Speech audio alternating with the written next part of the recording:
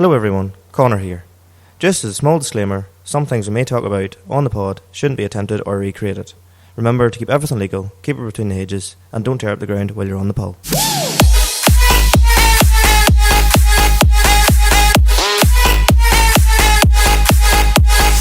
Well folks, you're listening to the Limit Slip Differences pod, your perfect blend of cars, tractors and everything in between.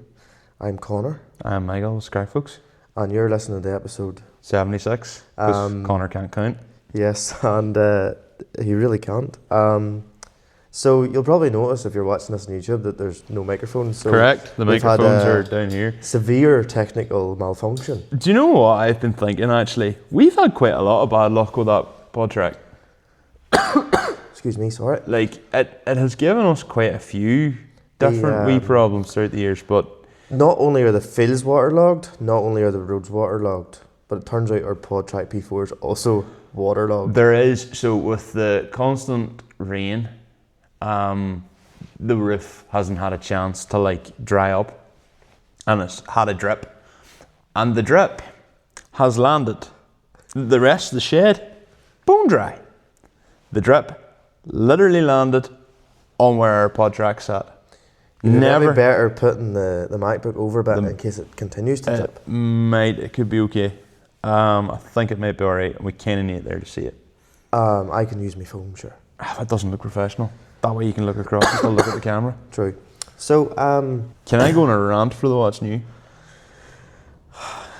The stage is yours, Michael. Snapchat the other night because I've been saying it to Becca nearly every single day, and I felt like, do you know what, I'll give Becca a night off and I'll just say it to everybody else. It has been the wettest January on record for County Down, and for everybody else, the wettest January in 149 years. In the north anyway, I don't know what it is for the south or for the rest of England. Weirdly, Fermanagh, which is the wettest county on average, actually had the driest January out of everybody. Can they get on the ground? It's still mainly bogland there, like, but you still need armbands. But the rest of us need them wee dinghy yucks to go around the waist. Apparently, Michael Derry's, Kennedy's, Bell's, Moores have never sold so many boats. I well believe it. And it turns out that you can get 3-point linkages in boats. I seen actually boys out spreading slurry with like crawlers, like umbilicals, so them crawler tractors, like excavate, like with the tracked wheels. To me, I think if you're on the ground and the ground's that wet, you need a crawler tractor. In my humble opinion, you shouldn't be on the ground. But at the same time, calendar farming, great job. Dry December, can't spread because, you know, calendar doesn't like that. Comes to February, tanks overflowing, ground's waterlogged. I'm okay, I don't need to spread. Well, I'd like to be spreading. If the ground was dry, I'd be on the ground, but my tank's not overflowing, so I'm okay. There's boys there literally sitting, clutching, touching cloth, like, and what do you do, like, you know, what do you do? Start moving to other tanks and find other tanks. That's what you have been doing. Until it fills up too. Aye, exactly. And, you know, we got a bit out on a dry day last week, and the ground really didn't mark too badly at all. I'm surprised. Our ground's so heavy here that like I wouldn't want to. Well, it was ground that was reseeded there last year. Closest, eh? No. We were sort of half worrying that it wouldn't travel, like, but no, we got a bit out, and then I proceeded on Saturday to refill the tank, you know. But like, it's an absolute joke. Like, it doesn't make sense. Like, I get it. There was maybe people back in the day that were spreading slurry on hard ground, and they were like, oh, that's going to run off into the water. Okay, don't spread in hard ground. Common sense. Like, spread when it's dry. I get, if you spread in December now, it might mess up your cycles because you probably still won't have any growth till April regardless. But like, at least you get it onto the ground. It goes onto the ground when it's dry and goes into the ground rather than the water streams. Whereas now we're sitting... The water stream is in the ground. No, but at the minute, like, you think about it, it's like if you spread now on waterlogged ground, where does the water run off to? Yes, but what I mean is, everywhere's so waterlogged, the water streams have moved. Oh, yeah. At the Into the minute, ground. at the minute, absolutely. Whereas in December or whatever, when it was maybe you had a dry spell for 2 weeks, tear on. And like, because fertilizer is so expensive, Yeah. slurry has become this thing that you have to utilise it. No, not you have to, you want Yeah, to you want to utilise utilise it. Well, like, why would you not? So, I suppose it's got to a situation that slurry is extremely valuable. 100%. So you're not going to waste it. But, you know, whenever things fill up, it's an animal welfare concern. Absolutely. So there's only one thing you can do is try and get it out enough to keep everything right. And then the next thing you get Joe Public going, them boys are spreading and it's really, really wet and look at that there in the ground. And it's like, surely farmers should have tanks. Yes, farmers do have tanks. And yes, as the other argument would be you should still have enough storage. And we all do have enough storage for the 12 weeks, which we were told we needed to have storage for. Mm-hmm. But the weather doesn't be like, you know what, I'll make sure and turn the tap off at the right time, and it just didn't this year at all. And like, what if you've got TB and suddenly you can't sell any of your animals? Do you know? Like, this happens a lot of farmers. Do you know? Including yourselves. Like, suddenly you've went from being able to manage your stock levels and managing your slurry levels to being like, oh shit, we have like 40 animals that we were planning on selling that we now can't sell, and we either have to hold on to these to either A, we go clear, which could be 6 months, or B, have to hold on to them and then take them to the kill, if it's beef cattle, for example. Which is literally what you are doing. We now have a beef enterprise. Yeah, which you've never really had. No, we always... You should always blow them out. You have good... You have very good quality calves. Oh, you're too good to me. No, but it's true. Like, the breeding's for... I was even looking at some of your animals, like, and I was like, they're really good for they're like near killing stage though, the ones, and funny, there we sent more off this morning, you know. Mm-hmm. But there's nothing you can do. You just have to manage it. If only there was people like any time I'm having off work now, there's still other jobs needs to be done, but it's just like onto the tanker and just alleviate the pressure. Mm-hmm. There's nothing, and like ground, obviously, well, we reseeded quite a lot of ground, and you don't want to be putting that on a pipe system onto it because you don't want to be ruining that ground because there's no real travel being on it and you'll just make a mess. You'd ruin it with a pipe system? No, it's because, well, this could be a load of shit and it could be wrong, but in theory, reseeded ground to go onto it with a tractor and that's had no weight on it in a long time. So in a normal field that's been used, you think the ground's too... You know the way I talk about do not ruin the ground, like the compaction. Yeah. There's no compaction in reseed. I was just going to say there's no compaction. So there's the theory so as that you go on the ground, you'll just you'll just go down through. That checks out. So you nearly need to wait till you have to go on either when it's dry or... But that could be a load of poo. But I'd have thought with the umbilical system with the... Well, then you've still got the pipe drilling along it. Surely that would be negligible, no? Still a pipe trail along it. Sure, reseed it. Some people that reseed it in September, with how bad it's been, some of the seed could be washed out of the ground. It's very possible. And at that stage, reseeding in September looked like a great idea because it was dry right up until the start of November. Yeah, but well, hopefully, I once heard somebody say it always sorts itself out. And hopefully that sorting itself out comes shortly. Well, they do say that if you have a dry February, it's a wet year. So hopefully a wet February, and I'm pretty sure 2025's February wasn't great either because I didn't get my slurry out to St. Patrick's Day. And that was what I felt time enough to actually go on the ground. And it was still touch and go even in bits back then. So... Did I hear you have a wee bit of space in your tank? I could take one load if you need it. That's all I could take is one load. It's a joke. It's a No, joke. but if you were bait, if it's worth one load coming down, if that one load saves your bacon, by all means chuck it in. But no, I could only take one load. Have you much space to the top of the slots? About a foot, but I've only got a 6 foot tank, and it's not that big. I was supposed to have my tank. I was hoping to have mixed, but if you've been following any of the stuff in the progress or on Instagram or whatever, you'll see that I've been trying to build two NC mixers, two NC 3000 supers into one. So I'll keep this short. June 2024, bought a mixer. Me and Connor got it running one night, pulled the mixer out, leaking oil everywhere out the input shaft. I went, okay, changed seals, still leaked.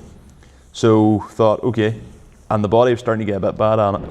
Spied a mixer in Ballymena auction that was solid in all the places that mine wasn't, and the one solid bit in my other mixer, this one wasn't solid. So I went, great, I've now got two NC 3000 super mixes. Great job. I've In theory. built two into one. Turns out one is 150 mil longer than the other. So one's like 8.5 foot and one's 9 foot. The big, yeah. So I looked at the price of the Harley splicer that connects the gearbox to the shaft. So I was like, oh, they're wild money. I want to try and save that. So me being the thick cunt I am, and that's the best way to describe it, I cut the shaft on the one I didn't need, or in the one that I thought I didn't need. And the good shaft, the other one that I was using, which I knew had a good impeller that pumps very well. And then finally got everything built together. Tell you, them gearboxes, I've had to put a second gearbox on because my other gearbox, even when I resealed it again and put different snap rings on, still leaks. Something wrong with the gearbox, the input shaft sits too far in. So I had another gearbox, which come with the other machine, which although it's slow to turn, it's not making any rattling noises and it doesn't feel seized. So I just filled it with gearbox oil. And we'll hope for the best in that one. And then was like dead on, put new bushing in, built it all back up. I think my hydraulic ram on the new mixer seized, but I'll put the hydraulic ram from the old mixer onto it. And there's other good bits. Surely if one is an 8.5 foot and the other's a 9 foot, say. See, it might just constantly be sitting, I don't know. The rams are the same length. You'll cross that bridge. I'll cross that bridge when I come to it, but the rams appear to be the same length. This is what I just cannot get my head around. None of it seems to make sense. What year are they? Oh, the serial numbers are off in both of them as far as I'm aware, so no idea. But the one that, to be fair, the one that I'm building everything into has a very solid body. So I'm happy with that. Just now have to, well, we're going to hook it and cut and weld the shaft and get it lathed so it's all straight and true, but it'll be a weak point. But it'll never mix enough slurry. I don't think that'll ever be a problem, but what I'm going to do is get a second shaft built on the side, so if it ever comes down to it, I'll just bang the other one in. And I've like the Harley splicer and all completely layered up with copper grease, so if I have to take it apart, it should come apart easy-ish, maybe. You just buy the NC part? Can't get the full NC shaft. You have to just get a tube, and I have another impeller there, another bottom blade. I'll just get that all put on and make my own shaft. It's, yeah, look, the amount of money I've spent probably between the two mixers and all these spare parts, it's probably costing me £1,800. Like, I could have bought a very, very good second-hand mixer for £1,800. Now, a brand new mixer is $3,750. So I'm still, and in my argument, I've got new Harley splicer. I know the gearbox is good. I've everything all cleaned out. I've all the dirt pulled out of it. I've got all solid bits on it. So in my opinion, it's closer to new than, it's obviously still second hand, but it's kind of, I know what I have. So yeah. It should be a good mixer. So we'll see. I also bought another Sarah. There's logic in this. There's genuine logic in this, right? And I never doubted your logic. I have another Sarah. Never doubted your logic. I have another Sarah which is in need of a lot of repair work. The red one? Fuck off.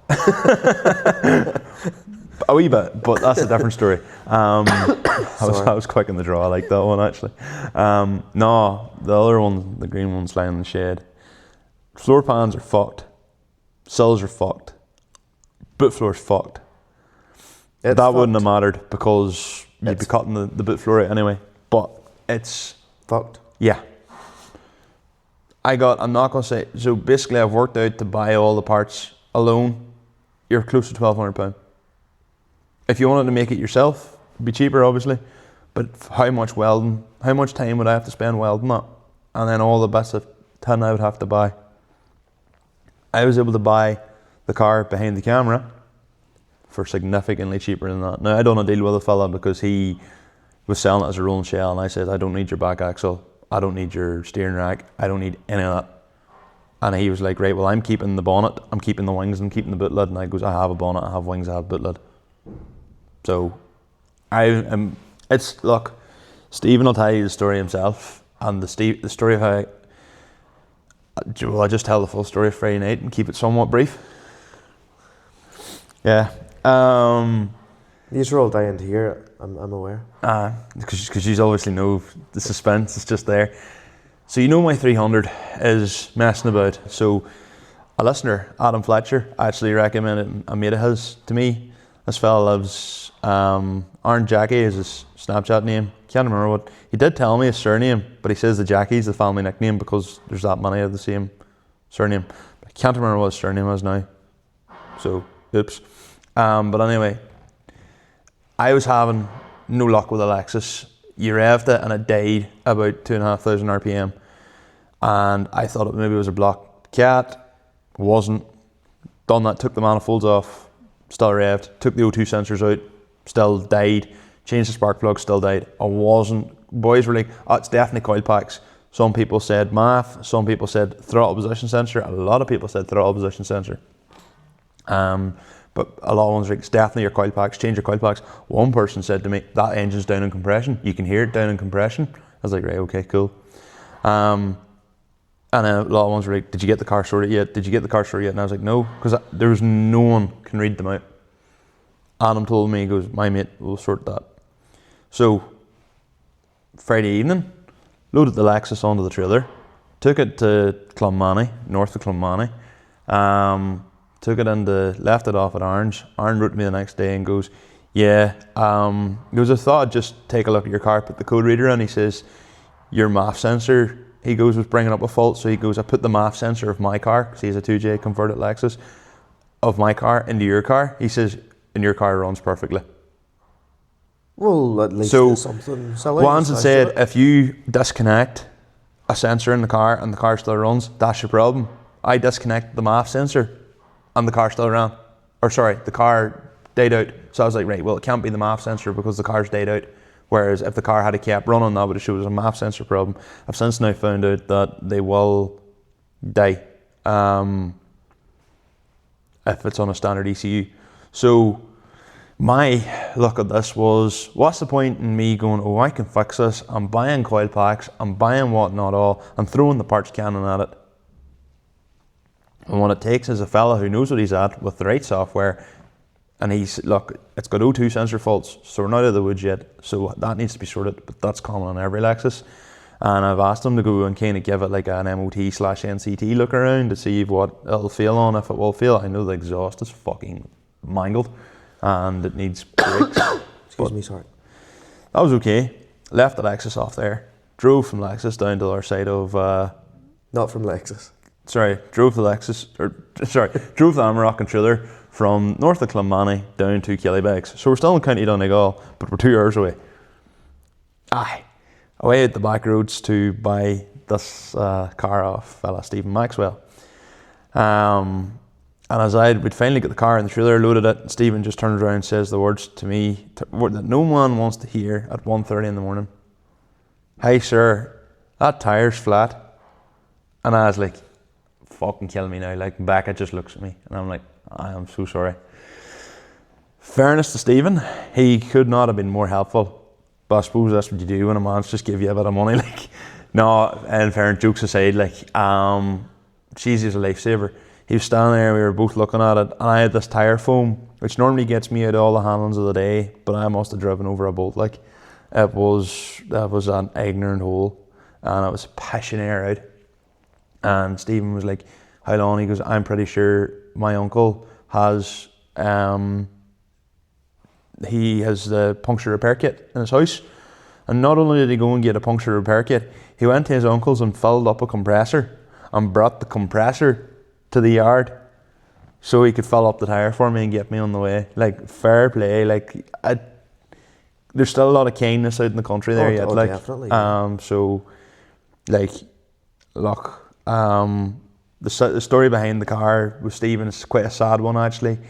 He got it. He's had it for years. He got it welded, and the welding isn't what you would want for a road car. It's, I'll take you around it after. There's bits that are a bit questionable, but see, for a drift car, it's perfect. So the ironic thing is, it probably will have a less hard life with me as a drift car than it would have with Stephen as a road car, because he's an absolute butcher. Do you remember one of the Lexuses that went on fire in King of the Cone a few years ago? Yes. Yeah, he was the red one. He had one Lexus that I think he put 10 discs through it.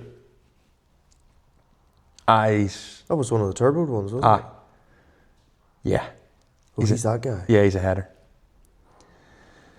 What about yourself? Anything new? Because I appreciate I've taken up most of the limelight and talked for longer than I should have. What are we on? Well, I've talked for a right while. Well, I obviously have something on my chest, as you can probably tell. Hopefully these mics are actually working, to be honest with you. But in regards to me, just a slurry, really. Love the way they're. Well, it's funny. You like you sort of on the spot thinking, what has actually happened to me recently? And there's not a wild lot. To be honest with you, a lot of it's just like, you know, like wedding planning and all that crack. At home there. Know all about it. At home there, got as I was saying there, was mostly just been like shifting slurry. Is it still one born every minute? We've had 3 cows calving the last 3 days. Thankfully there's another wee break coming in it now. And it has just, well, it's been a bit mental. Like, didn't get into the house there last night at 11:15. I think it was 11:15 or something like that, yeah. It was meant to actually land down here, and that didn't happen. But I'll probably maybe re-listen to this at some stage and be like, this happened and that happened, but yeah. Oh, sorry, yes. Well, we actually went to the farm machinery show at Balmoral at the Icon. Yeah, we did indeed. Good enough old show. It was a very good show, but we get yarning to a lot of folk. We literally just finished the hall and no more, just as they were closing. Yes. And then we had, I suppose, I had my eventful part. See, you had an eventful Friday night. Well, I had an eventful previous, excuse me, the Thursday night. So we jumped in the car to go home. Fucking not the road that goes off to Halfpenny Road or Halftown Road, whatever you call it. It's coming on the motorway. Calm down. So the road going from the in Lisburn. Yes, it was closed, so I had to go in through the town, and that's right. Couldn't drive my finger up my backside at that point. Then got onto the wee mini roundabout to go on the motorway. I was like, something not right with this thing, and then I heard the caliper sticking and went, "Ach, for fuck's sake." And I said to you at the time, you were hangry, I was fairly hangry. And you were like, I'm going to pull on. I'm going to pull on at Double Grade. You were like, drive on, it'll be grand, but we get to the Boucher Road to get a bite to eat. And I was like, no, I'm going to pull on. You were like, there's no need to get wild ratty. And I was no, you just didn't say it like, oh, I need to pull on here. I was like, I need to pull on. And I was like, fuck, great, don't need to get ratty. And then, well, you tell the story. So anyway, I was probably doing about 60, 65 in the motorway anyway. You would have been. Got into Apple Green and stopped, and I was like, right, jump out there and see what you think. And you were like, I'm never questioning if you have to pull in ever again. Is the exact words that came out of my mouth. You could smell her burning. Your fucking brake disc was glowing. It was bright orange. It was like my hair. Circa 2015, because it's not really as orange. Your beard. My beard. It was like my beard, aye. I was actually going to say something else there. Not like you to come out with that. You know what I was going to say. You know Yes. that. Yeah. It was the colour of your New Holland thing. Aye, that's what it was. You've been wearing a Massey coat for the last few weeks, so I felt like I needed to even up the score. I couldn't find it this evening, to be honest. But yeah, so anyway. So drove forward and backwards, so I didn't actually work the disc around that there to keep the heat sort of, fucking whatever you call it, around the disc so it could cool down nicely and all that crack. And then we got on the road. You could hear the sh the whole time. So, took a while, got home eventually. Questionable driving, but we got home. Because it was like, Connor, go out wide. Yes, very much so. Could have done with the two radios. You could have done very much so. Hands free, obviously. I was alright. We eventually got home and I left her with the handbrake off, you know. So basically I tried the handbrake on and off just in case the motor was sticking, but nope, it wasn't sticking at all. Turns out whenever your Golf is doing 25 miles to the gallon, there's something fucking wrong. Aye, that would have something to do with it, alright. Aye, that would definitely. So the next, it was Monday, not. This is Tuesday. It wasn't. Today's Tuesday. Aye. So Monday last week. Got up onto the left, and to say the caliper was seized would be an understatement. I thought, you know what?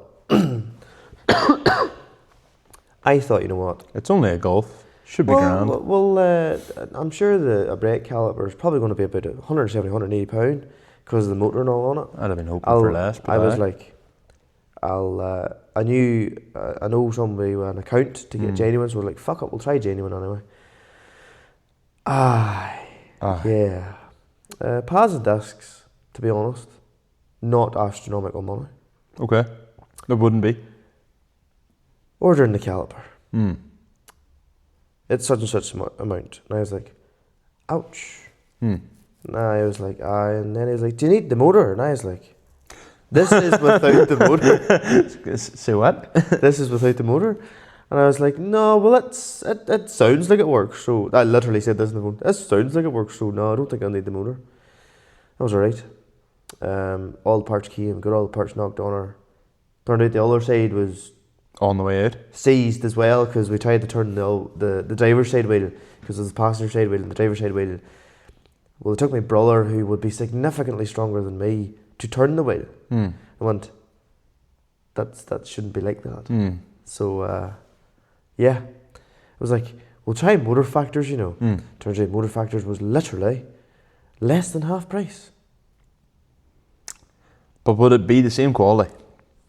I don't know, but fuck, we'll try it. I don't know, but I don't care. Yes, so to put it into perspective, without electric motor, genuine Volkswagen rear caliper for Mark 7 Golf GTD, £270. Holy shit. 220 plus VAT, sorry. So 276, I think it was. From Fives. Boke. 100 plus VAT, I went. With motor. Even if it got you for an hour. You talk about me being like, I literally said to the guy in Vice, I was like, fucking bought the other in genuine, and he was like, and he done that too. And I was like, have a guess how much. He was like, don't know, 180, and I went 200, and I was like 250, and I went, he might as well have given me that look saying, you're one stupid bastard. And I was like, yep. That sir is what I am, yes. Do you know what? Like, sometimes if you want to get the quality. See, now in a year's time, if I had to change the caliper, I'll be like, I should have went genuine again. But aye, that's what I was going to say. Yeah. I'd be like, I'm a dose at times. Aye, but that's the thing, because you can end up, just I've done it so many times. You look at just. Because I thought I was doing the exact opposite of the Michael thing. No, I would. And it turns out they're going to the halfway to the Michael thing, because the Michael thing would be to go to a breaker's yard and to get one for £20, and then it sees up in a week's time anyway, and then him having to buy another one at £20. Literally happened with Alexis. Literally happened with Alexis. And then him telling this story that probably lasts about 25 minutes and keeps everybody entertained. And then you hear Connor and he's like 5 minutes worth of conversation. Actually 9. Alright, cut a wee bit out of that, you know. But yeah, so got the golf going again. Well, sorry, we'll continue the story. So anyway, we got the golf, got our blade basically got our blade really quickly and all that crack. Fucking driver down the road, and I was like, I wouldn't have a great pedal now on it. And then I was like, fuck this, bit the bullet and bought a pressure bleeder, put that on. After a bit of a yarn, got that on her, because. Shouldn't be hard to fit a compression bleeder. No, it's not that. It's more whenever you've never used one and you're yeah. so used to bleeding everybody else's brakes, even including your own, you're like, I'm sure. But I was like, no, and then yours was full of like clutch fluid, and I was like, what the fuck am I going to do with that clutch fluid? He'll be probably looking back to reuse it in Mary or something. So I was like, no. Just constantly recycling it in. Excuse me. Do need to tighten up the brakes in Mary, but she's still stopping for now, so that's a positive. For now.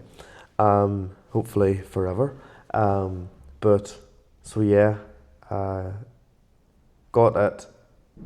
Took a minute or two to realise how to work it. So it comes out with like a wee spanner yoke that goes on top of the cap to tighten the cap further. Tried to just tighten it with my hand. I was like, there's fucking air pushing out of this thing. You should be able to just tighten it with your hand. I can tighten mine with my hand. Yes, I had to tighten it with my hand. Turns out the wee wrench that goes on top of the lid lays it much easier. Now, anybody listening to this is going to be like... That would make sense, Connor, yep. They'll have their own words for it. Yeah. But yes. Yep. We all know what you're thinking. I know what you're thinking anyway. And yes, at times I do be. Yep. But yes, so got them blade, and jeez, she would stand you in her end, so she wouldn't now at the minute. I'm like, happy fucking days. I'll tell you one thing though. I got the manual GTD thinking this was a great idea. But see, after driving the Old Boys automatic Audi, I'm also what you were thinking previously, yes. I that further adds to that thought. But you tried to justify it the other night by saying, "Oh, I was scared of the problems I could have with the clutch," and I was like, "All right, Connor, you literally were like, I don't want automatic, I want a manual. You just wanted a manual, and that's fine. You can be wrong sometimes. It's still a good car." Yeah. Just whenever you're driving something with a bit more poke on it. Aye. You're kind of like... Then you look at my Lexus automatic and saps all the poke out of it, so... But DSG's different, like. Would be, it's a lazy fluid coupling in a way. But for this week, as you'll know, I'll bring it in because he's spoken off for so far. That's a fair point. Michael himself put out a post. He goes to me the other night. Well, we do... a part 4, and I says, is the Fiat Turbo video? And they went, no. I would involve and asked the community part 4, and I was like, to do that. But anyway, so you're not treated to how to turbo your Fiat part 4. You're treated to Michael asked the community what they want to ask us part 4. Michael asked the community what they want to ask us part 4. Well, that's literally what it is. I like, yeah, I suppose you're right. Actually, it is, Connor. That's fair. Wait, is that a mouthful? No, it's just the way it came across. Like, Michael asked that they ask us, and then it's just thinking of the scene from Dodgeball. Because I've seen Dodgeball recently. It's like, you know that I know that you know that I know that I know that you know that you know that I know them, and it's just like, well, you do know that I know that you know that I know that you do know that you did this. Aye. Yeah. I don't know if that makes sense, but sure. I don't think it does. But we'll move on. Question 1. Hopefully, whenever you really listen to this, it does. Question 1. Taylor Jackson. Well, when will the Fiat have a functioning gearbox? I don't want to talk about that. I don't want to talk about that. Can you read that? Get my glasses on. Peter Greeny says, or has asked. Peter Greeny says, ideal Frankenstein tractor i.e. engine, gearbox, suspension, back end and frame, mash them together to make your ultimate tractor, even down the Emmett Sherry details of different beacons and position as well as different mirrors. His would be a Case Puma 240 with Fate powertrain engine, Fendt variable gearbox, Fendt cab suspension, Fendt split electric mirrors, JD auto steer and JD Apple CarPlay, JD sports package, small steering wheel. He has thought about this. He did think. He has thought about this. I'm going to go with mine then. Yeah. Well, yeah, you were asked the question, so of course you should be going on with yours. Have you ever tried to work with you? Yeah, fair. Anyway. So recently, I suppose mine would be, and I actually thought about this quite recently. So, a New Holland 8560 Okay. with original front linkage, PTO, probably 540s and 650s in the rear, T6 or Massey mirror arms with my wee 5711 mirrors, the lorry style mirrors, or the John Deere and New Holland equivalent, with 2 LED beacons at the back, the back brackets for the back lights, sunroof, one of them small Apple CarPlay singled in head units for Apple CarPlay. Would probably put, as he had said it, either a Trimble or JD auto steer into it and hide the dome. Full UTV work lights and headlights. Solid rims. Yep. White way BKT tires because I like a good square look. I would keep it the original colour. I'd probably leave the interior as original as possible. I think that's more or less it, to be honest. Just repaint it, because that is now, I've nearly went off a 40 series, I've nearly take a 60 series over it. Because I've seen a post in the big 6-cylinder New Holland thing, and it was tractors from a Forgotten Era or something. Oh, okay. And it was your man from Basildon, yeah, seen that put too, up yeah. other things. And I went, it's so true, like... The 60s was nearly like the forgotten tractor because the TM came on so quick. Is that the poster on it? And I'm being brutally honest, and this will cause a lot of stir maybe, or maybe no stir at all. 60 series is so much better looking than a TM. I'd have a 60 over a TM any day of the week. Now, yes, that's one thing of saying it, because obviously, like, I did drive Grassman's TM.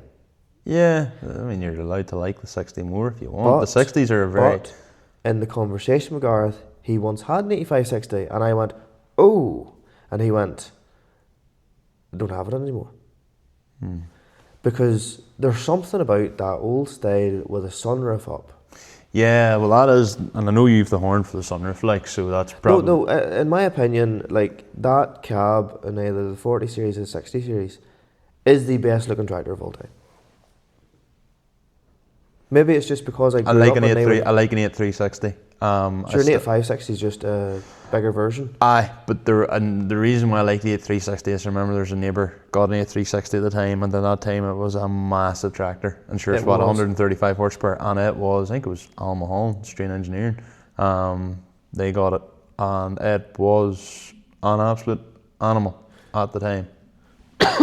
Excuse me. So the other things actually, I would say is range command gearbox. I would put, if you can, wheel ratios on it, or the big, I'd actually put it in 42 rears and 30 fronts to raise her up a wee bit, to make her go a wee bit harder on the road. Yeah. And put a two-way radio on it. Yeah. And the Sunstrip would be your New Holland, or even an R. Kennedy & Co. with a blue Sunstrip on it. Yeah, that'd be cool. The real period correct ones. Mine, you'd probably half guess it, but I think I've even mentioned it before. Desi Heary spec 180/90 engine and 180/90 base. I kind of like the idea of like a T7050 power command, just straight up. I know power command saps power, but I don't really like auto command. I have no experience driving one, but I like the kind of going up. Or to be honest, the power quad out of like a 7, 8, 10 deer, where you're constantly changing gears. Actually, I think I would probably, because it's still a driver's tractor, I'm going to change that. I think I would, have a power quad gearbox, but it would still be on the, now, this is ironic because it's a power shift on the fates where they're on the dash, so it would be like a 110/90 gear stick arrangement, but you have basically your ranges would be, you'd take a smarter man than me to do it, but if you could have your A, B, C, D, E and F, and then you have your 1, 2, 3, 4 on basically on your on the orange stick, which is basically your ranges. If you could do that, that'd be cool. So you'd literally be, or you could just have a gear stick with buttons on it. Nah, the levers, because it's still kind of wanting to be somewhat period correct. Same as yourself, 42-inch rims. If you could make it work, cut it, raise the cab, do whatever the fuck you have to do. Desi Air spec engine, so that's like 353 horsepower with a big ignorant 13mm P-pump. Front linkage. I'd keep thinner arms, but I'd probably go for the JD style mirrors, the same as yourself. If I could get a Grammar Air seat into here, a nice sound system, and two-way radio. Sound, 353 horsepower that literally you can chill Poe going from C to D, and you can go C to D, click, click, click, up through D1, E4, or D4, E4, whatever. I think it'd be a very, very enjoyable tractor to drive. To be fair, I would put some type of suspension into the 8560, but not cause it to have the cab like it's a felt spec 306. I hate the way they be like that, to be honest. But we've thought about this a bit. Move on. Yep, go on ahead. Jamie Higgins, will you and Connor ever do a video on farm sim with your dream setup? We could do. It's not impossible. It's not impossible. It's not impossible. I have farm sim. I have the older farm sim. I don't have 25. You have 22? Yeah. I wouldn't mind 25, but 22 probably has better mods. 19 had even better mods again. I literally bought 25 and I don't think I played it for 3 years. Yeah. Adam McCartney has completed it, and you can't even complete it, so that's impressive. Has he completed it? No, of course he hasn't. But remember, he used to spend a lot of time in 22. Put ridiculous hours in 22. Dylan Jackson. How does it feel knowing the Ask Community Part 4 came out before turboing the 11090 Part 4? It feels very terrible. I've tried, I thought we were doing the 11090 Part 4, but... You'd have to have a tractor to do that first. True. Michael, have you all the excuses ready for when you get beat it on the pull? Yes, I actually do. I already have them composed. Favourite colour, phase and wheel for 306? In my opinion, HEM. HEM is a Phase 1 Kingfisher Green on SMTs or Dare V2s? Dare V2, the Dare split 5 spokes. For 306, probably... Has to be a 3-leg spoiler, obviously, yeah. No brake light. I don't know, I really like the HDI kit on them. I do love a Phase 1, but there's something about a well done HDI kitted Dabler Red, like mine, to be honest. FGJ, if I had got the Lions onto here, or a 17-inch set of Stealths, would have been, and full tanks.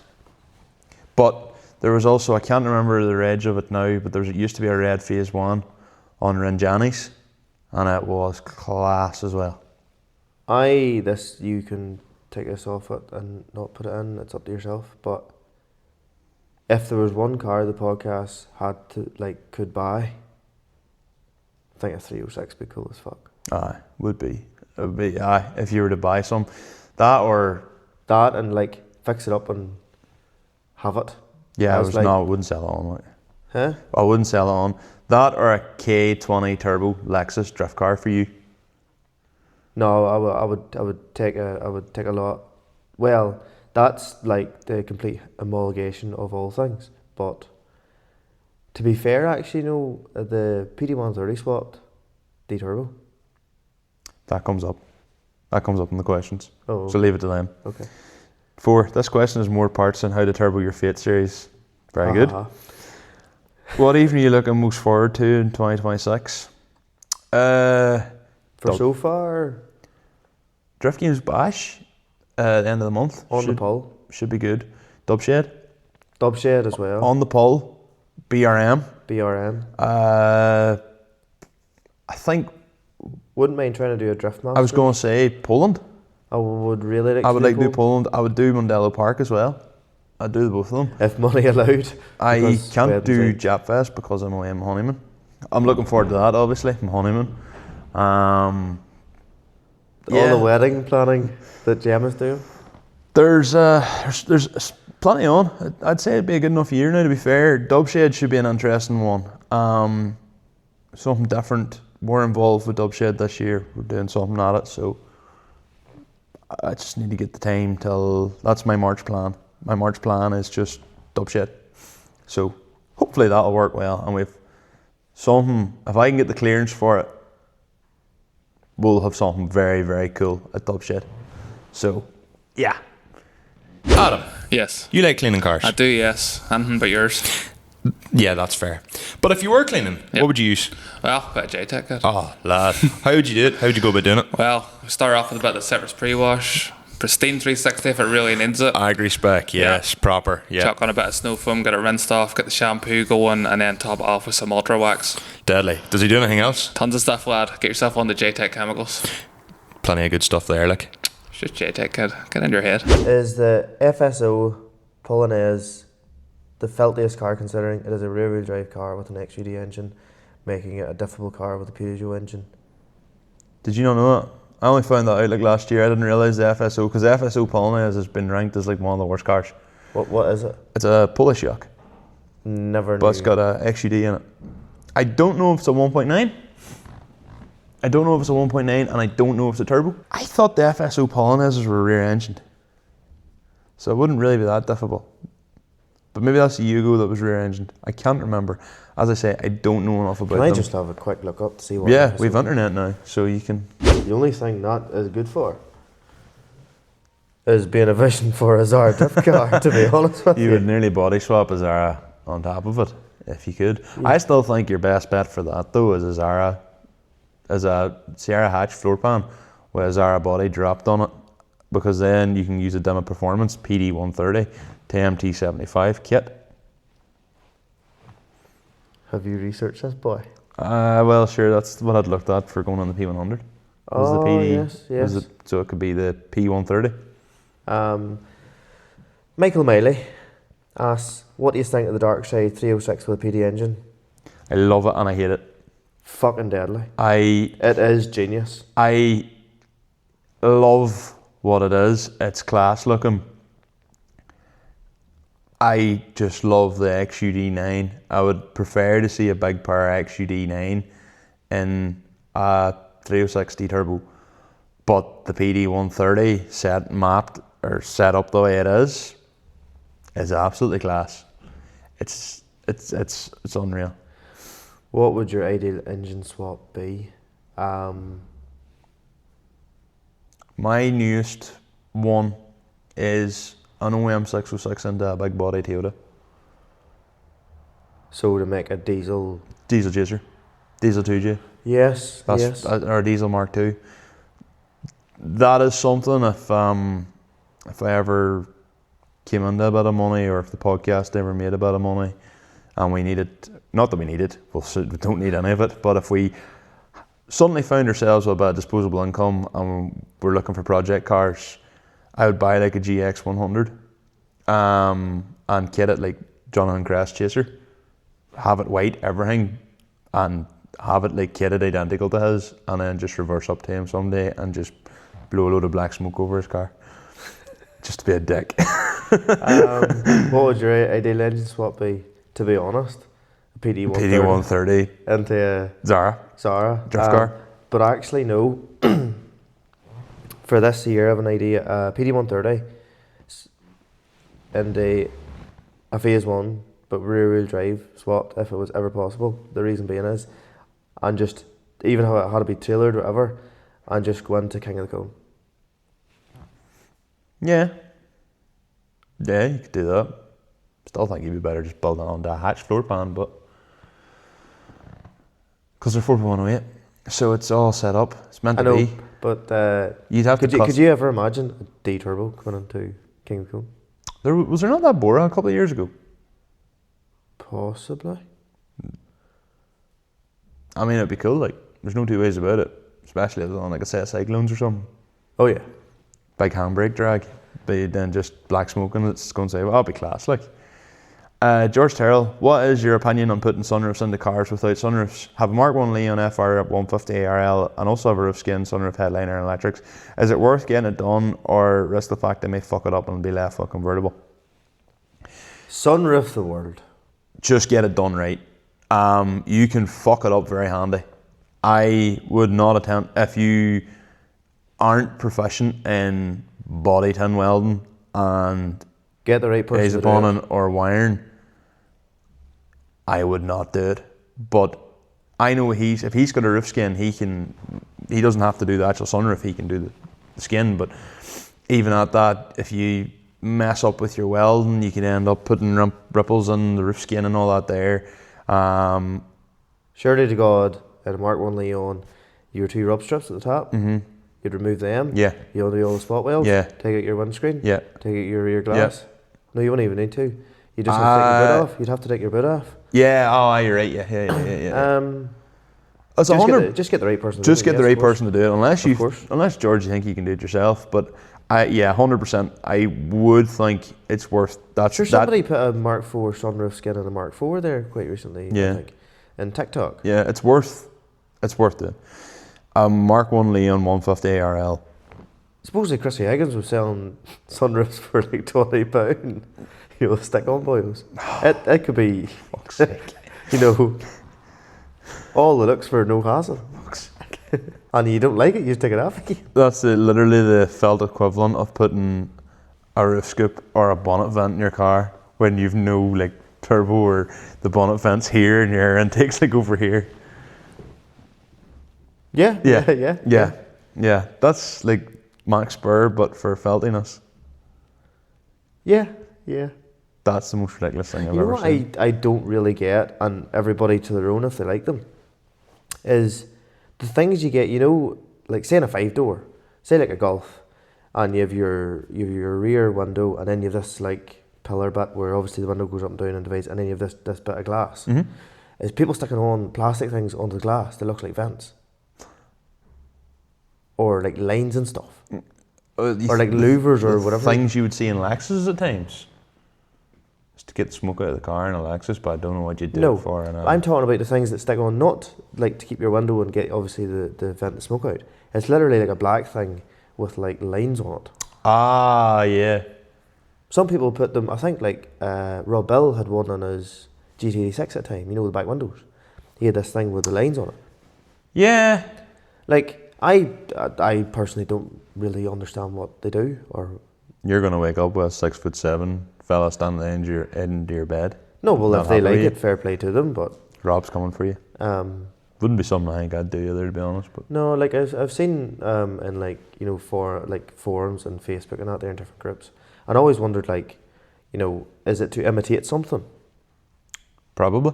Fair enough. Eamon Dempsey, well lads, what's the story with the newish music at the start of the pod? Copyright. Very, very simple. Copyright. The episode 68 got muted because of copyright, and from then on we changed the music. And if you look up who actually was the composers of the original tune, Don't. You'll frown. You'll look so badly on us from wild it. tune. Wild Save you a beat. subwoofer or Wild beat. wild tune. Yeah, no, we had to change. Questionable artist. Yeah, we had to change it for copyright laws because literally I'm surprised. I actually went into a meltdown because I thought all the rest of our podcasts were going to get taken down too. But they didn't. Touch wood. 2, Michael, what's the plans for the Pottinger and doing your own silage? Discuss. Definitely not be doing any of my own silage this year, but I thought this year would be the year to use it so I could see how to figure it out. So it meant if I did decide to do my own silage next year, because I'll probably put away 20 acres myself next year. To be honest, Eamon, I'm an idiot. no, you're not. Whenever Michael was working at his multiple slurry mixers, I said to him how much was a brand new one. He said the price was like 3,200. 37.50. 37.50. And I went, did you not buy because Harvester? And I went, Yeah. aye. Aye. Aye. Aye. But like if you'd have bought new, you would never ever need to look at it because of how little it'd be used with last year's Harvester, Connor. Yeah, aye, but I Mech 6. also like learning, which I'm gonna end up doing a lot of with the Mech 6. I would say in 3 years' time I'll have replaced The Mech 6. several bits of a Mech 6, I would imagine. I want to be able to put in my own grass. I'd like to have my own wee small clamp, even though it probably would suit me better to have bales, but that's neither here nor there. I guess just future proofing. If I could put 20 acres through it next year, and then maybe the year after do 30, and then maybe in 4 or 5 years' time, maybe 2 20-acre cuts. Depends on how many cattle I have, depends what way things go. Obviously, a lot of our ground's rented, and I just can't really go and take some man's livelihood off him whilst also not knowing how to scale up myself. So I'm a big believer in being ready for when you do scale up. So, I have a lot. I'm probably the best equipped man for 12 cattle you've ever seen, but what I have won't change. If I had 100 cattle, if I had 250 cattle, I'd have the same stuff. I don't need to. If you had 250 cattle, you would not be feeding them with Mary. No, I would still probably keep her though. I'm not saying you wouldn't keep her, but you wouldn't be feeding her. No, she is deadly slow, especially there recently. You're pulling on the boom, the steering stops working. Just the hydraulics, because it's all or nothing with the hydraulics. You try revving her? That is while revving. Oh. You have to kind of nearly, or the hardest thing on it seems to be the opening and closing of the pins. You can nearly feel it sap the power. But at the same time, Jesus, that thing can lift. I was pushing up wood chip the other day. Now I know wood chip's not that heavy, but I was pushing it into an old dung pile, and you just put the bucket to it, and she'll lift the back legs or back wheels, before she's ignorant. Class. I can't wait to see her at Saley's at some point. And the last one's for you. So, by the sounds of it, right? Oh no, it's not the last one for you. No. So, just out of curiosity, does that mean then, if someone happens to be buck raking silage in your pit with Mary, you'll lift up, you'll maybe tip out, you'll have to do your steering beforehand. Nah, you'll flick. You wouldn't flick, you get a push off buck rake. Aye, but we're talking theoretical terms here. But what you genuinely would have to do is just get her up and put you her don't need on to be in the wrong place, if you know what I mean, if you're lifting and turning at the same time. She's not that bad, but it does seem to be pins in and the boom, because you can lift and tilt and steer, it's fine. But boom in and boom out, boom in, and you can just feel the steering go on resistance. Have you checked the hydraulic fluid level? I know there is a leak somewhere. I meant to do it tonight, but because I didn't get you could be starving the pump. I don't think I'm starving it. She to be fair, have you ever dipped her? Oh, she's sight glass on the side. I know, but she's full. Oh, fill her up. Nah, I probably should. She runs at sea. To be honest, if you let her warm, even when she's cold, steering her is very, very sluggish. Are we still recording it? Curiosity. Yes, should be. Yes, we are. That's alright. Brian Coppinger, one for Connor. Cheers, lad. Will the price of milk drop to nothing? Will the dairy lads keep more beef stock or sell them for as much as they can? I don't know about any other dairy farmers, but you'd no choice. We went down with TB for 18 months, and any obviously the drop calves couldn't get rid of them because we normally would put them on after more or less after a month out. Mm-hmm. But we've had to more or less be forced with beef enterprise, which is obviously helping.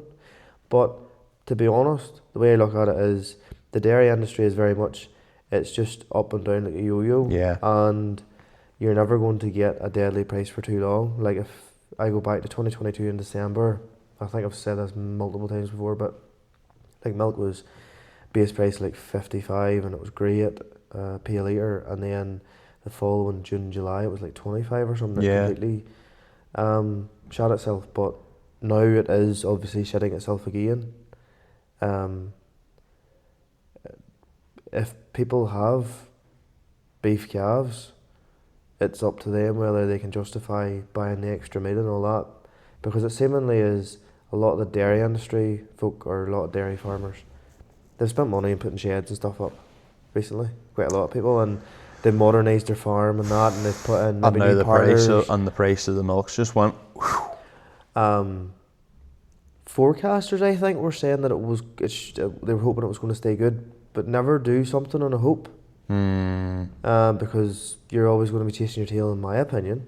So, like, yes, it's lucky we have the beef enterprise there, but then you have to think about, you know, stock values have went up, and like everything in general has got dearer. So, like, is it wise for people if a dairy farmer is bulling animals and the beef straws, then yes, probably it would make sense to maybe keep them on if beef was to stay good. But then again, beef is also volatile, so it could. Oh, it can be. Yeah, the arse is going to fall out of beef too. It's obviously went down in price too as well. So, yeah, I'm not really sure what way to answer that. Only from ourselves, it's helped. And also, when the Frisian bull calves start making 250 head, supply and demand. Simple as that. No, not even that there. If you're trying to buy, you know, you went and you bought Angus / a couple of limousines too, and they were dear, and you didn't have your X amount of thousands to buy them at the time, would it not be possibly cheaper for you to buy bull calves at £250 a head? Yeah. And try and feed them all? Yeah, they don't put on weight the same way, but the only reason I can think of that is it's cheaper to get into, and it's like anything. Whenever somebody catches on to maybe making a pound, there's people who have made livings out of just simply buying Frisian calves because there's next to no cost in buying them, and if you run them on, you've instantly made a bit more profit. Well, if you run them on and they kill well enough, then yes, but you'd have to be a really good bull calf, I would say, even to still be making 250, in my opinion. Yeah, I would imagine so. Because, like, there wasn't that long ago, depending on what age obviously they are, but it wasn't that long ago, like, a drop calf would have been £20. It wasn't that long ago, I remember, well, I say it wasn't that long ago, 40 years ago. Calf, like. Dad was saying, I remember George was telling me, Dad went to the market one day to sell 2 Frisian bull calves and came out to his trailer and there was 8 Frisian bull calves in the trailer. Boys were just trying to offload them to other people. He was just like, oh, fuck. Apparently that was a thing. Like, I was like, literally, just get rid of them. There was obviously other things that would happen if a Frisian bull calf arrived. Moving on. Oisin Furlong, would love to hear about your farm's history. Jesus, you could make that very long or keep it brief. We'll keep it brief. My grandfather bought our place in the 70s. Father took it on whenever he was late teenager, and he slowly built up. It started milk cows in a byre, and then I think it was in the late 70s put in this 4-point Alpha Laval parlour. I think we were milking maybe say 25 or 30 at the time. He built up and continued to build up and bought a bit of ground here and there whenever it came available. And through various uncles and stuff, got on to renting a bit of ground, modernised the parlour a bit, I think a few years after that, don't exactly know what year it was, but we went to a 7-point parlour then, so we extended it. And again, I think we bought bits of ground here and there, and drained our own ground a lot for where our farm was, to the lower half of it. Like Lochside was just runs onto the was just bog. Yeah. It was rushes and all, and it eventually got drained out. A lot to be said for doing that. And in '94 we built, year I was born, the big silo, and Quinn's have their video up of them doing silage, and then it was the first year that silo was built, and then we went up the cow numbers. I think it was in the early 2000s. There was a neighbour passed away, and then we ended up renting ground there, and we put the cow numbers up to about 130 milking at the time. That's big going. And then one of the family members started out again, so then we went down numbers again. I think, if I can mind correctly, and just more or less worked the way we were. As I got older, more or less we modernised a bit more, and eventually, this is a very, very quick rundown. Yeah. Like, there's not been a bit of concrete or a wall that hasn't been shifted or moved or or like tore down within 5 years of putting it there in the yard. We've always been constantly. Your yard's modernising always and changing changing. it. Like, yeah, your place is always adapting. Even from I came on the scene about 13, 14 years ago. Like, Oh, definitely, yeah. Well, to there at the minute, we done the parlour in 2022. Put a full heat protection system and all in at the time, and we're now I think we're farming probably just over 200 acres. I think could be more. This is very off the top of the head, and we've just over 250 head of cattle between beef and dairy, and it's left now sort of in a way that I can work a full-time job, but with the technology it enables me to sort of half manage it from the job in a certain degree, to a certain degree, and then still lucky that Fowler's home full-time, and then we're lucky in the sense that we've never actually really got folk to build the sheds or whatever. We've always done the work ourselves, so we saved loads of money that way. In regards to tractors, we used to be Davy Browns, and then we ended up going from it to a 185. She met a very sad ending, and then we went to a 390 non-turbo and a 399 non-turbo, and slowly changed them up. For the 390 went for our first 4355, and then she went for a 5470, all Massey Ferguson's. 399, she went for a second 4355 that was bought second hand out of Michael Dairies, and then the 5470 went for a 5713 SL, and then it was changed to 6715, and the 4355 then 18 months ago then got changed to 5711. We've always been high spec diet feeders. Used to be a paddle feeder, now we're a tub feeder.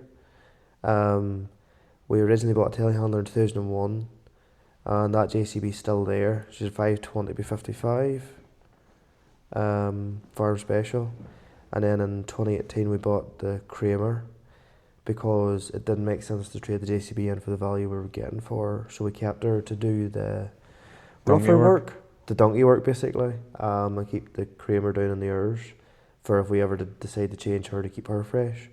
And then we did change her then at the end of 25 to the exact same KT276. In regards to pickups, we used to have now the Peugeot pickup. weapon. She made, what were they? I can't even mind. 504. 504. She was light blue. Mm-hmm. She wasn't a crew cab, she was just the normal two. Like a lot, the same as P100. Yeah. And she ended up having a rotten rear axle. Yep, that happened. Should have put a new axle into her and didn't. We ended up, whenever we changed, at the time my old boy had a facelift. Was that B4 Passat? Yeah. You know the facelift where they used to have the no grill in front? Aye. Well, we had a grey one of them and it was changed for a red one, and then that red one ended up becoming a farm vehicle basically. And then it was retired, scrapped, and in 2019 we bought a 2-litre Amarok out of News, and it's still there for like my dad's workhorse. I think that's more or less it. That's a very quick rundown. I could probably do yours quicker. The shed we're sitting in was originally a house. There was maybe 3 or 4 families lived in this general area, and as they all sort of died off, the final house, which is my dad's home place, which is now gone as well, where I store, do the mechanicing and the big shed, that was originally the farm. Then they took over here.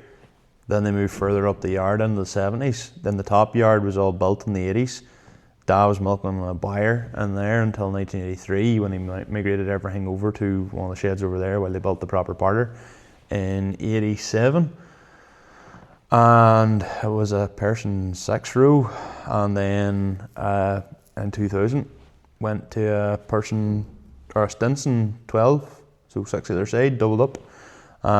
We rented we owned 70 acres. We rented 120 further acres. Dad did keep beef. Dad had about 60 beef cattle, probably 220 to 250 head overall before he passed. And then we did a bit of everything, cereals. Dad owned spuds for a while. We used to do all our own silage for a while. And then until the contractor come in, we had started off with Zedders, and then he had a 2-wheel drive 2140 John Deere. Then he had a Sammy Leopard 90. Then he bought the first 1880 Fiat. Then he had the 190. Then he bought the 7635. We always had Matt Bros, and then he moved to a Terex. She wasn't as good as the Matt Bro. Then everything kind of went to pot, and now here I am. We've spent a lot of money in the last few years trying to modernise the place, getting concrete down. I love like the yard outside where we do the podcast recording. That was basically a marsh. Like you couldn't get stuff into this shed. It was a disaster. We concreted a pad across, and then we've stoned the yard. We're widening down at the bottom lane. It's a class job. It comes onto a very, very fast road, and it's dangerous coming out, so we're widening that. In fairness, done it through the proper routes and all, through landscaped irrigation and all that. But once you say safety issue, they just go, yeah, no bar. So yeah, I got that done. Re-roofed sheds.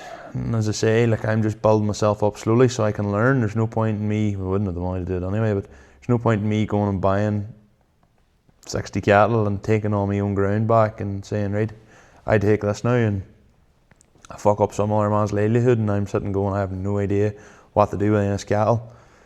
I'll learn over time. With 12 at the minute, I'd like to move up to 20, then go to 30, then go to 40, and I'll probably stay at 40 as long as I'm working full time while still travelling a bit.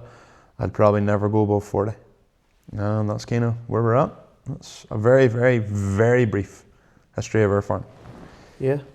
James Duffin, what was it like to have the hire of a good tractor? I used their 115 to take my Fiat to where it's at, and also used the 115 to take the harvester home. It's a 4-pot Cummins engine, made it to basically an SLE gearbox. No, SL gearbox, it has a splitter, so not even SLE. But I liked it. Nice wee driver's tractor, 1, 2, 3, 4. And then so is it essentially a dual power? Yes. I liked it. And 2013 tractor. Simple. That would be a great second tractor to have on the farm. Great second tractor. Any top secret projects? No. Well, yeah. Haven't told you what engineering's going on the Softlick. We do have one project that has been ongoing for a while. We do. We do. We won't. I don't think it's right to say anything really about it now. But a few more weeks. We're finalising a few things with it, but we've an idea. It's more or less going to be my baby, I suppose you could say. And I suppose the best way is we'll release more information about it. But we had originally a plan to have something for the start of this year, and then just with everything being so busy towards the end of the year, we've delayed it a bit. So all going well. In the next upcoming weeks, we'll have something different and a different, I suppose, avenue to what we normally do, and hopefully you guys like it, and I'll say no more about it for now. Use of AI in the farm, Connor? Honestly, quite a lifesaver, to be honest. I would agree. It's not really even like the way I look at the likes of AI, like ChatGPT and that now is it's what Google used to be, because Google's now obviously very much advertisement oriented Yeah. because they want to make money. But the simple things like I've more or less done feeding plans and all through it. And Sanity checking. And I think a lot of it. the other thing of it is like we had an animal there about a month ago, and dung was very dark on it, and my dad noticed it and said it couldn't be great or whatever. And to be honest, I was slow to react, to put it bluntly. And anyway, got it on to AI, gave me a rough idea what it would be. Boom, we need to get the vet out. Animal didn't last 24 hours, for a bit too late, but it can happen. But now, like, it literally had what ChatGPT said Yeah. it probably did have. So like, it's the greatest thing a farmer could have for a second opinion. I completely agree. It's not going to tell you literally what's wrong. It does agree with you. It gives you an idea what could be, and obviously get a vet or that more or less to confirm things, or obviously still get a vet out, because there's no point in treating some for something that the vet maybe says otherwise it shouldn't be. But last year in the farm, it pulled up things that was affecting a number of the cattle, and whenever chatting to the vet afterwards, whenever we had got through that bad patch, turned out that that's what they were suggesting next. So it's, for young farmers out there, it's a great tool, I think.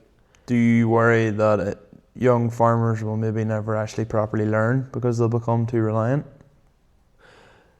No, because you still have it's all well and good, but it's only good if you put the information into it. It's I do agree. It's like a spreadsheet is a pile of numbers, unless you know how to use the formulas to make the numbers do something. Yeah, that's such a very good way of putting it. Like, I've been using it for like space, like working out how many animals you can put in a certain area, and like working out like slurry capacities and all that there, because it just does the math like that, and it says like how much head spacing you'd have, and like how many cal you'd have with this head spacing, and how much area is required per animal, etc. It's really, really handy. Like, perfect example there. I used it there this evening. We have had a JFC milk cart for the longest time, just never, with the way we were feeding calves, or lack of, whenever my father was feeding the calves at home, he didn't particularly like the thought of it. We got it as one of those things that you get, and then it's like anything, if that's a big change to the way someone does something, so they didn't want to basically use it. Naturally, and whenever they go away for a few days, you pull it out and you see how it could work well. And like, we ended up, the way we would normally feed the calves is whole milk, and then feed it more or less. We were having to put warm water into it to heat it up, obviously. So whole milk, and then feed before the next milking. Excuse me.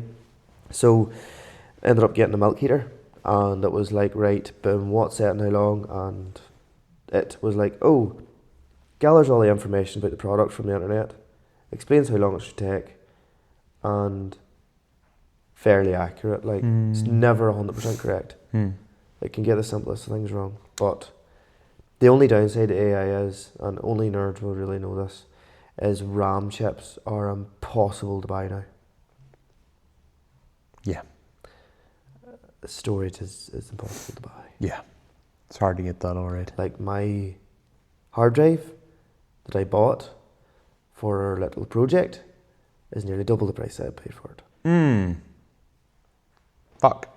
16 gig of RAM is 3 to 4 times the price it was before. And it's because all the consumer-based companies that were making it, like Crucial and that, have just went corporate, because their supply that they will make in the future is all bought up. Christ. So that is why, if anybody's a nerd and they're buying their PlayStation, or they're looking at buying a PlayStation or whatever, normally PS4 comes out, or PS5. Years ago, components are easier to make, they're cheaper and all that, price goes down. Components are not getting any cheaper, price stays up. Fuck. thinking about buying a PS5 at some point. They're still attainable. They're just there's no real second hand is the only way to go for cheap. Had to buy a new podcast recorder, so that's that. That's that out of the way. Been watching a lot of Tractor Ted recently. What are your thoughts on programs like these to get kids interested in farming, and what did you grow up watching? Yes. Linton Video Productions is what was placed in front of me as a win. And just handed Britain's farm toys and toy tractors. To be honest, when I was growing up, like the favourite toys would have been like, I suppose your model tractors, and every year would have been going to Balmoral and you get a wee Britain's model. You get either, and same we did the holiday in Bundoran. It's like I had an 8280 and then I had a Richard Western trailer and that. And because I was raging, you could never get, at the time obviously Quinn's done the grass, and you as a kid you want to imitate the big tractors. You want the TW in the Red Rock, like? No, not even the 8360 in the Red Rock.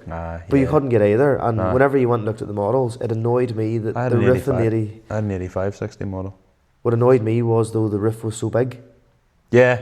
And it wasn't a great interpretation. That's why whenever I see the bespoke models now, you're like, that's pretty cool that you've went to obviously that effort. But in regards to programs, Diggers, I just grew up in Pokemon, Yu-Gi-Oh and Digimon. Digimon, bit of Pokemon, Yu-Gi-Oh, big time. Oh, that was my show. Dad had a lot of like VHSs of like, you know, the dealerships would have given, you know, like salesmen would have given. So like John Deere, Massey, New Holland, like even like Shelburne for like mixer wagons and stuff back in the day and all that kind of caper and all, like, so we have just loads of farm DVDs. And then, like I said, Linton Video Productions. Like, I know we ranted about it, and not ranted about it in another podcast, but you know, the way that maybe the narration is done, but like the Ulster Farm, factual though. The Ulster Farming Year from 1999 is one of the best agricultural videos ever made, in my humble opinion. It was just, it covered everything. Farming Moves Forward as well was great, but yes, I mind that. Yes, but there was FXs and 8340s and cane toolers and all. I think in that one, Farming Moves Forward. Yes, I think it was, and the I-7040s, 8340s and stuff. Yeah, but it started off with shit. It had hogs in it. They did potatoes with Massey men. They had the milk and all, but the Ulster Farming Year had like the Alpha Laval brand new system went in. It was like Space Age. They did potatoes. They had the Masseys at the silage and stuff, and your mum was using like a 3065 to buck rake and all that. It was cool. Like it was at the time it was deadly. Like, but shows you how different things were now, because they went to like Ballymena show and all this here. Like, and now sure none of them shows exist anymore. Oh, they do. Not. You've got the icon and stuff like that now. Oh, you still have Ballymena. Oh, you've still all with the tractors and stuff. Oh, why? Really? But like, you know, if you're okay, I know you've Antrim show, you've Ballymena show, have you? Oh, you've all why? Right. Every weekend, I think in the summer there's a show. I did not know but that. that's like the show circuit and that there. You know, if you're showing cattle or but that's different again. You know what? Like, I've never really been to any of them, bar like Balmoral and that. But for me, then, to be honest, it was Wrecker Man. Yeah, and all that Declan Tractor videos. It was the whole Mover, you know, like Grassman back in the day when it was John and Gareth. It was watching the likes of John Wanderson, Fiat 11090 turbos or Wreckerman and all the Southern boys. Eamon done the video of your boy from Wexford, the two 11090 turbos. Cousin brothers or something. Cousin Agri Contracts. Eamon took that video, and it was like one of the ones had the wildest po. Oh, and they were like they were revving for a fucking lifetime, and then they changed gears because they had the Keane and the Greedy boards, and then they had the Red Rock as well. 14 ton or 13 ton. 14 ton, same as mine. Sure, you look at them tapping on the pit, it takes about 5 working days. Same as mine, like. But if I had it, like, and I can I'll never forget. Like the old fella always just come out and be like, "You're washing silage in November," you know. Same as Farm Simulator. Is LSD starting contract work this year? No, it would be the most unreliable service you've ever seen. I I'd be too busy milking. I'd have to get somebody to take over for a couple Yeah. hours every evening and every I would morning. love to have a go at putting in Donald's silage, but the stress if something went wrong with him. And this is not a Donald problem. This is a me problem. As if something was to go wrong, I would feel very, very bad for Donald. Especially if maybe like say Jeff Etchison, who normally does his grass, like Donald must be that heartfelt, they got heart scared of letting anybody down. Like he wouldn't want to let Jeff down, and I get that. We did joke about maybe us doing the ground up with my cousins, and if we could do it in a day where he's getting his silage in, then we'd just draw in and it'll be buck raked at the one time. But he kind of like laughed and then changed the subject, and I was like, all right, cool. Charlie Steele's, yes. What was your best purchase in recent memory? Well, there's only one thing I can say about that is, I was about to say buying myself a fiance, but no, buying the engagement ring. Buying the engagement ring. To ask Gemma to marry me was obviously the highlight of 2025 for me. I don't know. Well, I'll say recent years. So I was going to go back a bit. I got engaged and Mary came on the scene at pretty much the same time. We'll leave it at that. They've both been pretty useful. Like obviously, like for last year it was I'm engagement sorry, ring for Gemma. I'm not being rude. I'm trying to go through the then, archives to load stuff. Probably before that, there best purchase I had made with money would be either my iPad Good shape. or Honda V4. Also a good shape. iPad because it's more or less like became now more or less like, no, it's not a laptop as such, but it's been doing a good job. So we'll move over to the Instagram ones here now. Yes. You've got one half of them loaded, I have the other half of them loaded. I'll start. Josh McFarland, best first time driver cars in 2026 for a 17-year-old, top 5 picks. I wouldn't even know where to start, but I would imagine For a first time car, 1.427, kind of like what I had. is it realistic ones? I would say realistic, or even a 208, 1.2 litre 208. But they're not getting insured in 1.9. Probably not, no. It's No, can't see it. So we're talking 17-year-old here. Like, I'm thinking you'd be. I'm not saying dream car. I'm saying. Is this like something you can buy and you can imitate other things?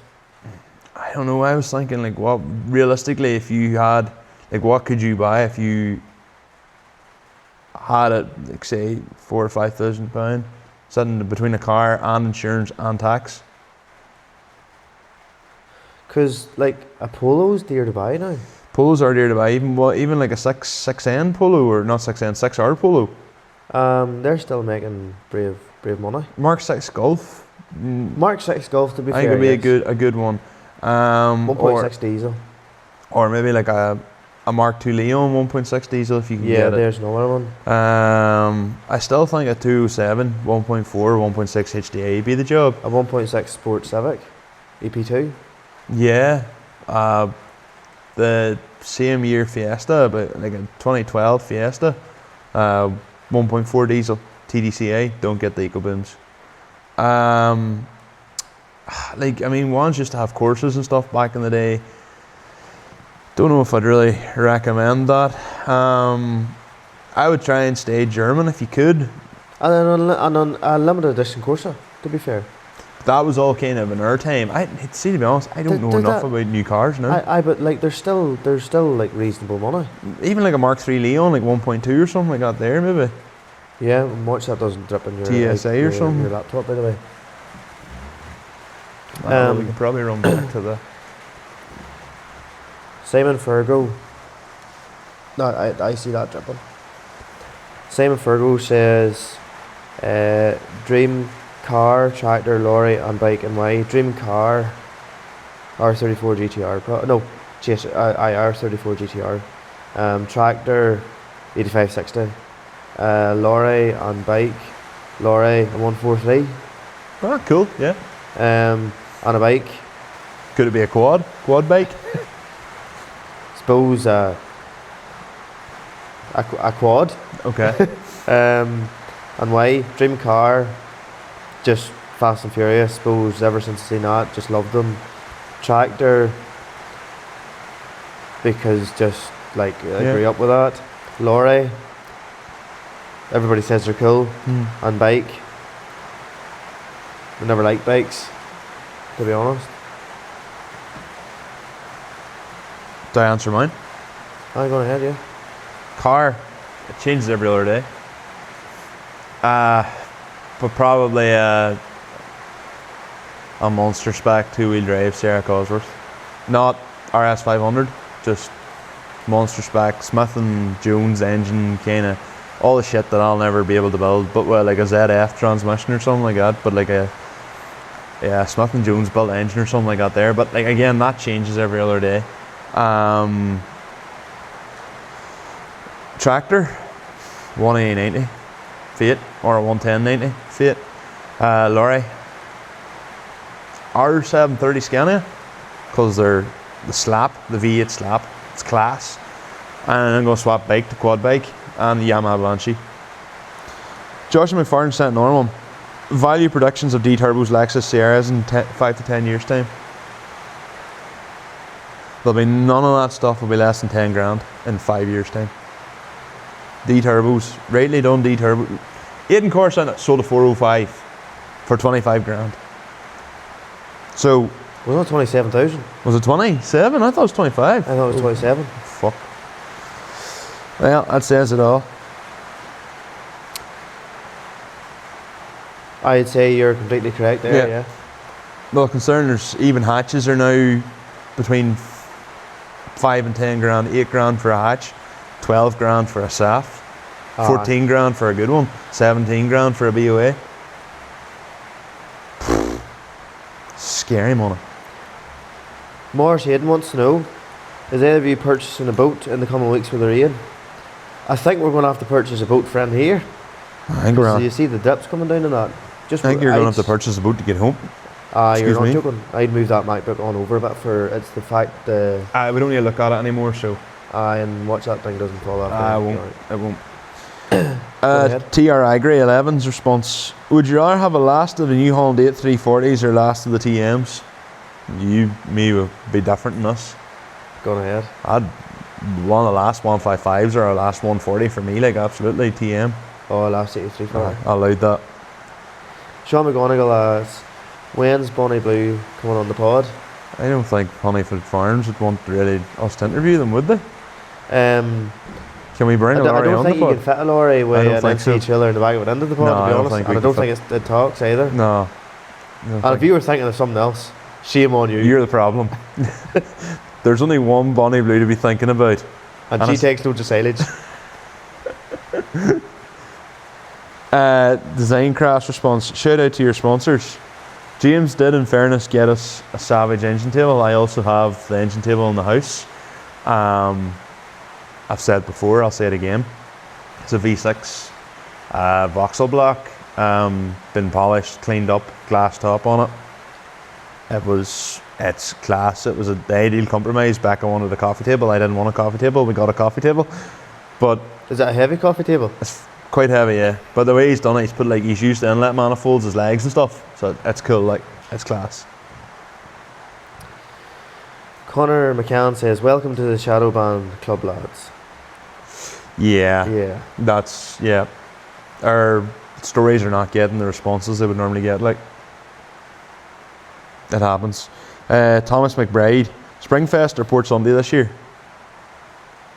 Probably Port Sunday. I will actually think go to Port Sunday this year. Springfest is always normally a good event as well with Stephen, but normally I always find myself I'm away doing something family related on a Easter Monday, so have to give time to the wife now as well. So Ironically, Spicky Becky 96, do you still love me? Personally, I don't love you. why not? No.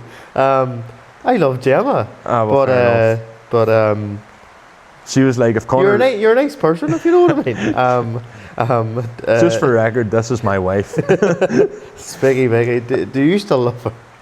Aye, I do. I I just don't have like to the- remind her every other day, like.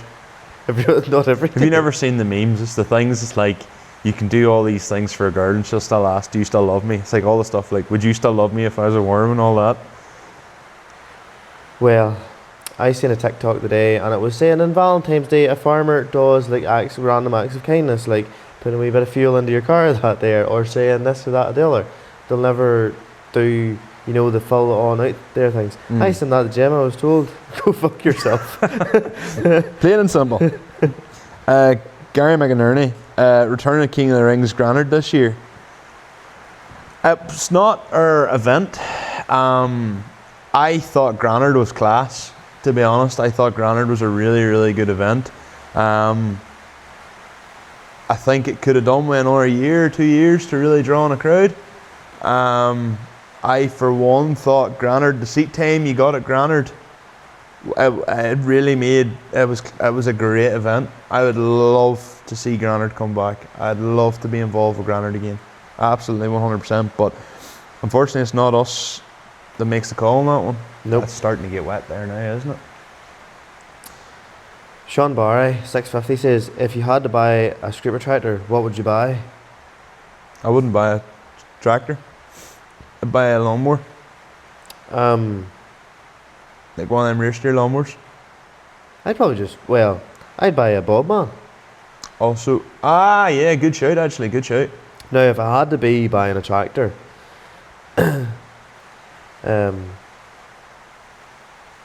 Should you have a Davy Brown? well, but If money was no object, you'd buy like one of them boomer tractors, like a T3 cab, like open cab, or like a 40, maybe a 4S Massey or a 3S Massey or something like that. what If money was no object. what do you call, who was it bought the license to sell the modern day 11090s? Tumasan. They're like a 780. So they're an 80 series. They're not an 80 series, they're an 80 series because it's still the gear stick in the middle. You could just buy a Tumasan and put it in a scraper. Funny, Tumasan parts fit Fates. That they would probably need to if they were based off the 80 It was series. something I had like thought about at a stage if you were to get a second tractor and one came up for handy money, but I'd just rather have a Fate, to be honest. You can have the Fiat and the Tumasan. No, it was funny. I seen a 680 come up for really good money there, and I was like, if only. But it had no mud guards. It was stone rotten. But Jack Hood is selling like all Fate panel repairs at the minute, so you could, in fairness, Just buy a slurry mixer that works. that would probably be a better idea. Yeah. M. Henry 94, Matthew Henry. How does Matthew Henry fit in his MX5? With a great difficulty, because it's fucking hilarious. For context, Matthew Henry's a powerlifter. He's a wee man in the big car. We man the big car. He could lift me and Connor put together, probably with one hand. He is an incredibly strong human being, and That's getting wet. yeah, and it's very, very funny to see him on the MX5. But You'd be better put your thing over it. I think so as well. That's I know, like put it over, this. Aye. Oh fuck! I hate the fucking rain. Fuck this year, like. Would it be better over in the seat? That'll be grand. It's grand where it's at. Reese Bruce has asked, when will we get a Drift Sim live stream? When I get good at it. Aye, well here, that'll be a while because I know you're sad at either. I am bad on the drift sim. Like. I thought I could. Jeez, I am actually diabolic on the drift sim. Like. No, I'm just looking at. Reese has also asked another question. He said, Insta is banished to the shadow realm like Yu-Gi-Oh. What do you remember that time? That was during the Egyptian god cards and all, wasn't it? Yes, That's class. yes. If anybody watched Yu-Gi-Oh years ago, you will get that reference. That was a class time to be alive. I even sometimes still watch them on YouTube. Do you ever watch the abridged version? It's like takes the piss of it all. It's like the same stuff, but someone's dubbed over it. It was very funny when you were like 15. It's Not your humour anymore. I probably would still find it funny, to be fair, like, but it was funny at the time. Jimmy McKegney, what do you both think of young boys wrecking out in quads? I wouldn't have a problem with that. As long as they wear the correct safety equipment, Aye. like helmets and all that crack. Aye, yeah. And they watch what they're doing. Young boys are going to be young boys at the end of the day. 100%. You're not like you're not going to stop them. As long as they're being like, if they're diffing in the ice, I would diff a quad in the ice. Yeah, 100%. If they're diffing in a gravel road or whatever. Don't go into some man's field who without permission. Yes, because always the wreck seek is permission. ground. Go through But- it the right way. By all means, aye. Work away. That's how you learn car control. That's how you learn to go sideways on a quad. 100%. Type 42's response. Any of you lads are interested in motorbikes? Not overly. I would love to own a Yamaha R1, but to be honest, like I have bad balance. I would like scare myself, but I'd pull a wheelie and I'd fucking shit myself, and then what I'd end up doing is I'd be like whoa, whoa, and then I'd just like end up wrecking myself. Like, 3 words. They scare me. yeah, but I would love to have I would love to have a go in an R1 or something. I had a motorbike in Vietnam, and I said, I was like, geez, I'm definitely going to do my motorbike license, but nah, prefer 4 wheels. I'd rather go sideways. Same. Adam Doyle 7810. Will you ever sell the Fiat? No. Unless the only thing I would do to sell the Fiat is if my dad's 190 ever come up for sale, and to be honest, I'd probably just go and pay the credit union a visit and buy it so I could have the both. Is it still living? No, I can't find anything to do with it.